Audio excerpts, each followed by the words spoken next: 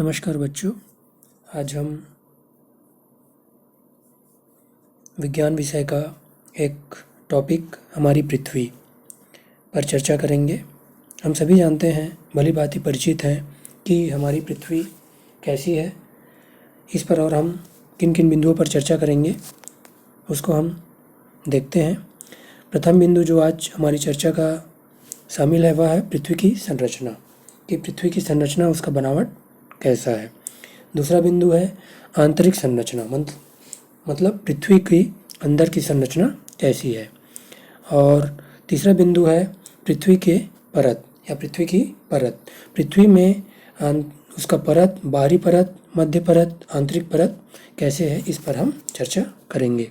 तो चलिए आज की चर्चा हम शुरू करते हैं।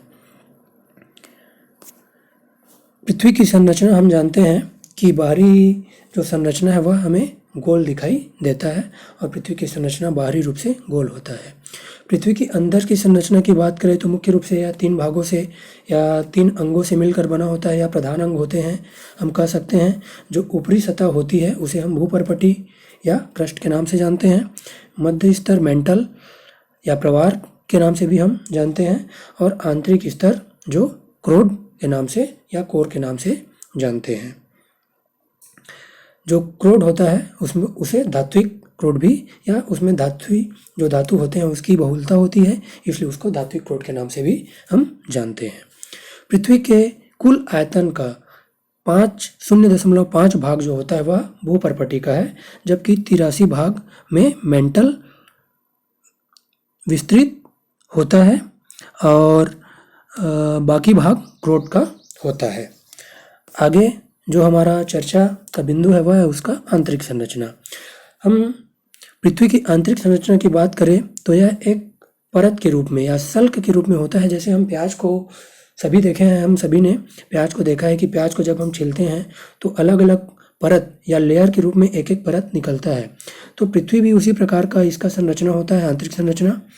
सबसे ऊपर का परत जो होता है वह भूपर्पटीय ठोस परत होता है। जो मध्यवर्ती परत मेंटल या प्रवार जो होता है वह अत्यधिक गाढ़ी परत होती है और बाह्य क्रोड तरल होता है तथा आंतरिक क्रोड जो होता है वह ठोस अवस्था में होता है। इसे हम चित्र के द्वारा और स्पष्ट रूप से समझ सकते हैं। जो हमारे दाएं तरफ का चित्र है वह दिखा रहा है कि किस प्रकार से बाहरी परत जो है भूपर्पटी है, बीच का परत मेंटल या प्रवार और आंतरिक परत क्रोड है।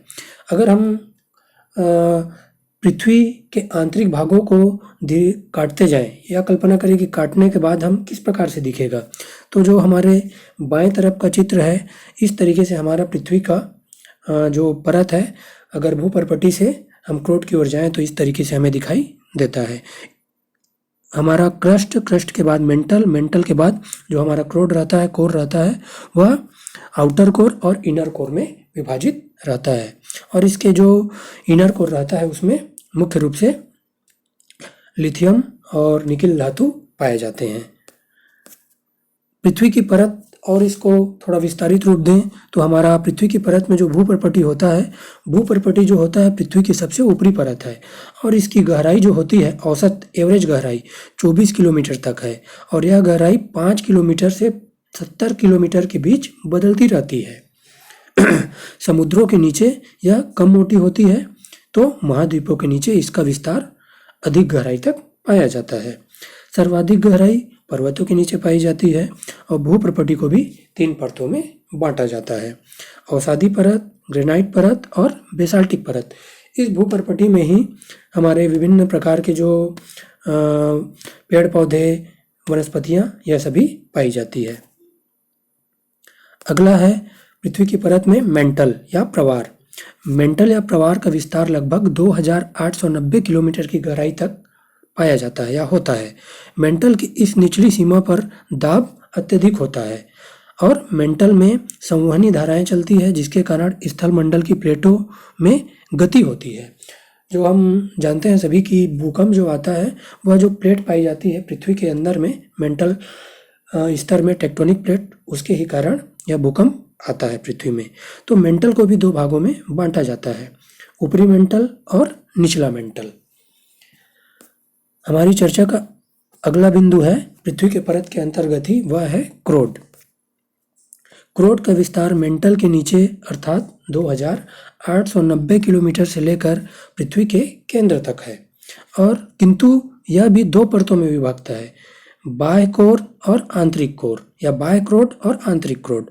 बाह्य कोर तरल अवस्था में पाया जाता है क्योंकि यह द्वितीयक भूकंपीय तरंगों या एस तरंगों को सोख लेता है, जबकि आंतरिक क्रोड जो होता है वह ठोस होता है। आंतरिक क्रोड ठोस होता है, साथ ही साथ पहले भी चर्चा की है कि इसमें निकिल और लोहा जो आयरन धातु होता है उनका बहुतायत पाया जाता है। आंतरिक क्रोड का खोज 1936 में के ई बुलेन ने किया था और यह ठोस अवस्था में माना जाता है। इन दोनों के बीच की सीमा को बुलेन लेहमन असातत्य कहा जाता है। तो यह है हमारे पृथ्वी की आज की संरचना और पृथ्वी के जो परत पाए जाते हैं उस पर हमने आज चर्चा किया।